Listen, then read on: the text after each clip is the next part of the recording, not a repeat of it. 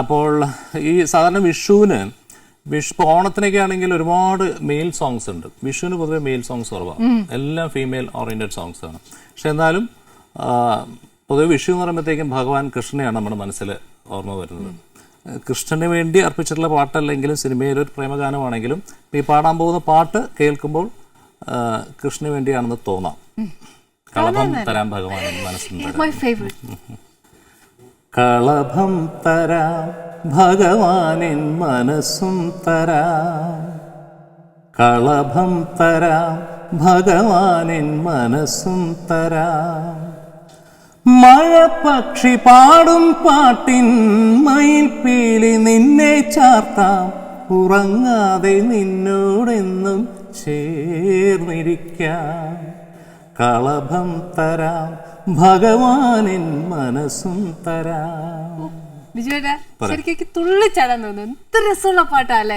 ശരിക്കും എൻ്റെ പ്രേക്ഷകർക്ക് ഈ കൊല്ലം നല്ലൊരു വർഷാരംഭം എന്നല്ലേ പറയുന്നത്, എൻ്റെ പ്രേക്ഷകർക്ക് കൊടുക്കാവുന്ന ഏറ്റവും നല്ലൊരു വിഷു. എനിക്കും തരാൻ പറ്റുന്ന ഒരു ഐശ്വര്യപൂർണ്ണമായിട്ടുള്ള പാട്ട് ഇത് മാത്രമേ കയ്യിലുള്ളൂ. ഓക്കെ, എനിക്ക് അവിടെ ഇരിക്കുമ്പോൾ കാശ് തരണേ. തീർച്ചയായിട്ടും. ബിജുവേട്ടാ, നമുക്ക് അങ്ങോട്ട് ഞാൻ കണ്ടുവച്ചിട്ടുണ്ട് എന്താ തരണം എന്നുള്ളത്. അയ്യോ, എന്താ വരൂ ബിജുവേട്ടാ തന്നെ.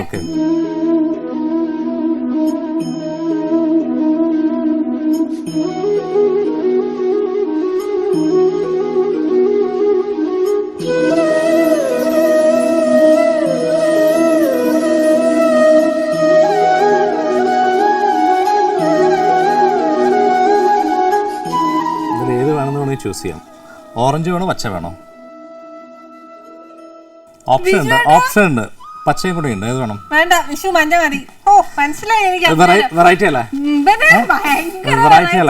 ബിജുവേട്ടാ, പോക്കറ്റില് അതല്ലേ എല്ലാം വെൽ പ്ലാൻഡ്. പോക്കറ്റ് ഇല്ല, മുണ്ടിന് പിന്നെ പോക്കറ്റ് ഇല്ലാത്ത ഷർട്ട് ഇട്ടോണ്ട് വന്നത് അങ്ങനെ ചോദിച്ചാലും വിചാരിച്ചു എല്ലാം വെൽ പ്ലാൻഡ് ആണ്. എനിക്കറിയാം. എത്ര വർഷമായിട്ട് അറിയാവുന്നതാണ്.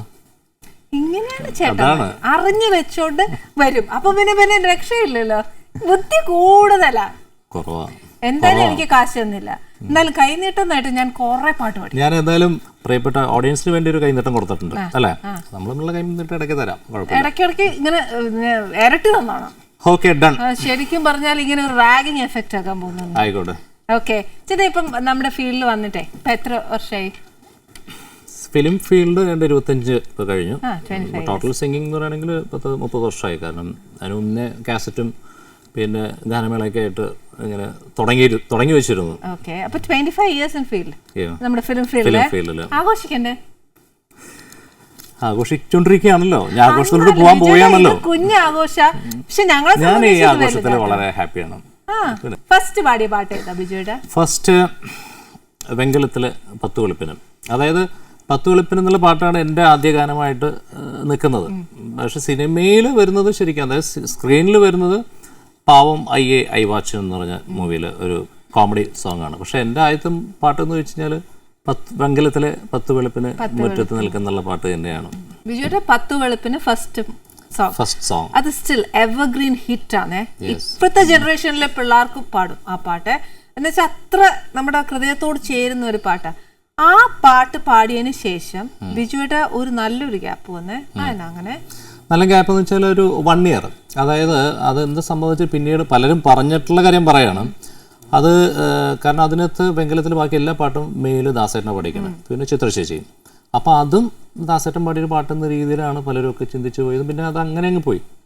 പിന്നീട് ഒരു വർഷം കഴിഞ്ഞിട്ടാണ് പാവം ഐ വാച്ച് എന്ന് പറഞ്ഞ മൂവിക്ക് വേണ്ടി പാടുന്നത്. 2 രവീന്ദ്ര മാസ്റ്ററുടെ പാട്ട് തന്നെ. അപ്പോൾ അതിനുള്ളൊരു കാരണം ശരിക്കും പറയുകയാണെങ്കിൽ പിന്നെ അന്നും ഇന്നും ഉള്ളൊരു എൻ്റെ ഒരു ചെറിയൊരു പ്രോബ്ലം എന്ന് വെച്ചാൽ നമ്മൾ ആരെയും വിളിച്ച് ശല്യപ്പെടുത്താറില്ല, ചോദിക്കില്ല, ശല്യപ്പെടുത്താറില്ല. ഇത് തന്നെ ഇങ്ങോട്ട് വന്നൊരു ചാൻസാണ്. കാരണം റോയ് പി തോമസ് ഡയറക്ടർ, അദ്ദേഹം ഞാൻ ദൂരദർശനിലൊരു പാട്ട് പാടുന്നത് കണ്ടിട്ട് ഈ കോളേജിൽ പഠിക്കുന്ന സമയത്ത് അത് കണ്ടിട്ട് അദ്ദേഹത്തിൻ്റെ 1-2 ഫ്രണ്ട്സിനോട് പറഞ്ഞു, ഞാനൊരു സിനിമ ഡയറക്റ്റ് ചെയ്യുകയാണെങ്കിൽ ഈ പയ്യനെ പാടിപ്പിച്ചിരിക്കും എന്ന് പറഞ്ഞ് അദ്ദേഹം ഫസ്റ്റ് ഡയറക്റ്റ് ചെയ്യുന്ന സിനിമയിൽ അദ്ദേഹത്തിൻ്റെ സുഹൃത്തായ മാർക്കോസ് ചേട്ടനെ വിളിച്ച് നമ്പർ മേടിച്ചിട്ടാണ് എന്നെ വിളിച്ച് പാടിപ്പിക്കുന്നത്. അപ്പം അങ്ങനെയുള്ളവരൊക്കെ ഇൻഡസ്ട്രിയിൽ വളരെ കുറവാണ്, റെയർ കേസാണ്. അതാണ് പാവം ഐ വാച്ചൻ. പിന്നീട് തിരിഞ്ഞു നോക്കേണ്ടി വന്നിട്ടില്ല. പിന്നെ ഒരുപാട് സിനിമകൾ, അതിനുശേഷം ലാളനം എന്ന് പറയുന്ന സിനിമയ്ക്ക് ട്രാക്ക് പാടി SP വെങ്കടേഷ് സാറിൻ്റെ. അങ്ങനെയാണ് SP വെങ്കടേഷ് സാറായിട്ടൊരു ലിങ്ക് വരുന്നത്. പിന്നീട് ഒരുപാട് സിനിമകൾ അദ്ദേഹത്തിൻ്റെ, പിന്നെ എന്താ പറയുക, ആദ്യത്തെ കൺമണി, അനിയൻ ബാബ, ചേട്ടൻ ബാവ, പുതുക്കോട്ടയിലെ പുതുമണവാളൻ, അവിടെ അഭിനയിച്ച ഫിലിമല്ലേ. ഞാൻ വിചാരിക്കായിരുന്നു, ആക്ച്വലി ആനി അഭിനയിച്ചിട്ടുള്ള ഒരുപാട് സിനിമകൾക്ക് വേണ്ടി ഞാൻ പാടിയിട്ടുണ്ട്. ഓർക്കുന്നുണ്ടോന്ന് അറിയില്ല. മിസ്റ്റർ ക്ലീൻ, മൂക്കില്ല രാജ്യത്തെ മുക്കിൻ രാജാവ്, കല്യാൺജി ആനന്ദ്ജി, സ്വപ്നലോകത്തെ ബാലഭാസ്കർ, എല്ലാ സിനിമകളും പാടിയിട്ടുണ്ട്. ബിജയുടെ ശരിക്കും ബിജയുടെ നേരത്തെ ആദ്യം പറഞ്ഞില്ലേ വെങ്കലത്തിൽ പാടിയ പാട്ട് ദാസേട്ടനായിട്ട് ആ പാടിയെന്നും പറഞ്ഞിട്ട് അങ്ങ് മിക്സ് ആയിപ്പോയി. ശരിക്കും ബിജുവേട്ടന്റെ വോയിസ് ശരിക്കും ദാസേട്ടനായിട്ട് ഒരുപാട് അടുത്ത് വരുന്നുണ്ട്. അങ്ങനെയൊന്നും ഞാൻ പറയില്ല, ഒരിക്കലും ഞാൻ അവകാശപ്പെടണമല്ലേ പറയൂല. പക്ഷേ അത് വേറെ കാര്യം എന്ന് വെച്ചാൽ അന്ന് വേറെ സിംഗേഴ്സ് ഇല്ല, പിന്നത്തെ പോലെ വേറെ സിംഗേഴ്സ് ഇല്ല. കാരണം അന്ന് പിന്നെ ഉള്ളത് ജയേട്ടൻ, ഓഫ് കോഴ്സ് ദാസേട്ടൻ, ജയേട്ടൻ, പിന്നെ 2 ലെജൻഡറി അവരങ്ങനെ നിൽക്കുന്നു. പിന്നെ ശ്രീമാറേട്ടനാണ്. പിന്നെ വേറെ സിംഗേഴ്സ് അങ്ങനെ സജീവമല്ല. അപ്പം അതുകൊണ്ടാണ് അങ്ങനെ. ഇന്നാണ് അങ്ങനെയല്ല, ഇന്നിപ്പോൾ ഒരുപാട് സിംഗേഴ്സാണ്. അപ്പം എന്ന് വെച്ചാൽ ഈ ഒരു കൺഫ്യൂഷനോ അല്ലെങ്കിൽ ഇതൊരു പുതിയ വോയിസ് തന്നെ ആയിരിക്കും എന്നുള്ളത് കേൾക്കുന്നവർക്ക് മനസ്സിലാക്കാൻ പറ്റും. പക്ഷെ അന്ന് വേറൊരു ഒരു വോയിസ് സിനിമയിൽ കേൾക്കാത്തതുകൊണ്ടാണ് ഇങ്ങനെ ഒരു കൺഫ്യൂഷൻ പറ്റിയെന്നാണ് ഞാൻ വിചാരിക്കുന്നത്. ബിജുവായിട്ട് വിചാരിക്കുന്നു, പ്രേക്ഷകരായ ഞങ്ങൾ വിചാരിക്കുന്നു നല്ല സിമിലാരിറ്റി ഉണ്ട്, ഭയങ്കരമായിട്ട്. അതെന്താണ്, അത് പൊതുവേ നമ്മൾ കുറച്ച് മെയിൽ വോയിസ്, കുറച്ച് ബേസ് ടോൺ ഉണ്ടെങ്കിൽ പൊതുവേ ദാസേട്ടനായിട്ടുള്ള കമ്പാരിസൺ വരും. ആക്ച്വലി അതിൽ 2 ഗുണം എന്താ വെച്ചാൽ, ഒന്ന് അങ്ങനെയെങ്കിലും ശ്രദ്ധിക്കപ്പെടും, പക്ഷെ പിന്നീട് ഒരു ഇത് വരാൻ ചാൻസ് ഉണ്ട്, ആവശ്യമില്ലാതെ പുള്ളി അനുകരിക്കണം അല്ലെങ്കിൽ 2 ഗുണമുണ്ട്, ദോഷമുണ്ട്. അപ്പോൾ പക്ഷെ എന്തായാലും നമ്മൾ അങ്ങനെ ഒരു അനുകരണത്തിന്, കാരണം അദ്ദേഹത്തെ അനുകരിക്കാൻ ആർക്കും പറ്റില്ല. അതൊരു വേറൊരു എന്താ പറയാ തലത്തിൽ നിൽക്കുന്ന ലെവലിൽ നിൽക്കുന്ന ഒരാളാണ്. പക്ഷെ നല്ല ഗുണങ്ങൾ നമുക്ക് കണ്ടുപിടിക്കാം, വേണം തീർച്ചയായിട്ടും. അത്രേ ഉള്ളൂ, അല്ലാതെ നമുക്ക് ഇമിറ്റേറ്റ് ചെയ്യുന്നതിന് പരിധിയുണ്ട്. ബിജുവേട്ടാ ശരിക്കും ബിജുവിന്റെ ലൈഫ് എക്സ്പീരിയൻസ് ഇപ്പൊ നല്ല ഗുണങ്ങൾ കണ്ടുപഠിക്കണം എന്ന് പറഞ്ഞില്ല, അതിൽ ശരിക്കും ബിജുവേട്ടൻ പഠിച്ച ഗുഡ് അഡ്വൈസസ് അല്ലെങ്കിൽ എന്താ ഒരു ലൈഫില് ഏതെങ്കിലും ഒരു വ്യക്തിയിൽ നിന്നാണോ അതോ ജനറൽ ആയിട്ട്? അല്ല, അത് ഒരുപാടുണ്ട്. ഇപ്പൊ ഞാൻ എന്താ വെച്ചാൽ എൻ്റെ ഒരു ബേസിക്, അത് നല്ലതാണോ ചീത്തയാണോ അറിയില്ല. നേരത്തെ പറഞ്ഞ പോലെ ഞാൻ ആരുടെയും കാര്യത്തിൽ ഇടപെടാറില്ല അനാവശ്യമായിട്ട്. ഒരാൾ ഇങ്ങോട്ട് വന്നൊരു അഭിപ്രായം ചോദിച്ചാൽ മാത്രമേ ഞാൻ എൻ്റെ അഭിപ്രായം പറയാറുള്ളൂ. പിന്നെ അറിഞ്ഞുകൊണ്ട് ഒരാളെയും ഹേർട്ട് ചെയ്യാറില്ല. നമ്മൾ ചിലപ്പോൾ അറിയാതെയൊക്കെ ഒരുപാട് അബദ്ധങ്ങൾ പറ്റുന്നുണ്ടാവാം, ഇനിയും പറ്റും. പക്ഷേ അറിഞ്ഞുകൊണ്ട് നമ്മളാരെയും, പിന്നെ മറ്റുള്ളവരെ കുറിച്ച് പരദോഷം പറയാതിരിക്കുക. നമ്മളുടെ ദൈവം തന്നിരിക്കുന്ന കഴിവ് അല്ലെങ്കിൽ ജോലിയിൽ ക്ലീനാക്കി മുമ്പോട്ട് പോകാൻ ശ്രമിക്കുക. ഇതാണ് പലപ്പോഴും പലർന്നായിട്ട് നമ്മൾ പഠിച്ച പാഠങ്ങളും. ശരിക്കും ബിജുവിന്റെ റിയൽ ഗുരു ഇൻ മ്യൂസിക് ആരായിരുന്നു? ഗുരുക്കന്മാരാണ്, ഒരു ഗുരുവല്ല. തുടങ്ങിയത് ആക്ച്വലി ഫസ്റ്റ് ഗുരു എന്ന് പറയുകയാണെങ്കിൽ വീട്ടിൽ നിന്ന് തന്നെയാണ്. എൻ്റെ അമ്മ തന്നെയാണ്. അമ്മ പാട്ട് പഠിച്ചിട്ടുണ്ട്, സിസ്റ്റർ അതുപോലെ പാട്ട് പാടും, നല്ല പാടും. പിന്നെ ഞങ്ങളുടെ വീടിനടുത്തൊരു പ്രായമുള്ളൊരു ചേച്ചി ഉണ്ടായിരുന്നു, ചിന്നു ചേച്ചി എന്ന് പറഞ്ഞിട്ട്. ഇപ്പം ഇല്ല, ചേച്ചി പഠിപ്പിച്ചിട്ടുണ്ട്. പിന്നെ ആര്യനാട് സദാശിവൻ സാർ, അദ്ദേഹമാണ് ഏറ്റവും കൂടുതൽ പഠിപ്പിച്ചിരിക്കുന്നത്, ക്ലാസിക്കൽ കൂടുതലും പഠിച്ചിരിക്കുന്നത്. പിന്നെ ഹിന്ദുസ്ഥാനി ഫയാസ് ഖാൻ എന്നിട്ട് ബാംഗ്ലൂരുള്ള അദ്ദേഹത്തിൻ്റെ ഒപ്പം അങ്ങനെ പഠനം ഇങ്ങനെ ഇടയ്ക്കും കേട്ടുകൊണ്ടുവന്നിടക്കുക അല്ലെ. ശരിക്കും ബിജുവേട്ടനൊക്കെ പാടി തുടങ്ങിയ സമയത്തൊക്കെ നല്ല പാട്ടുകളാണ് ഉണ്ടായിരുന്നത് അല്ലെ.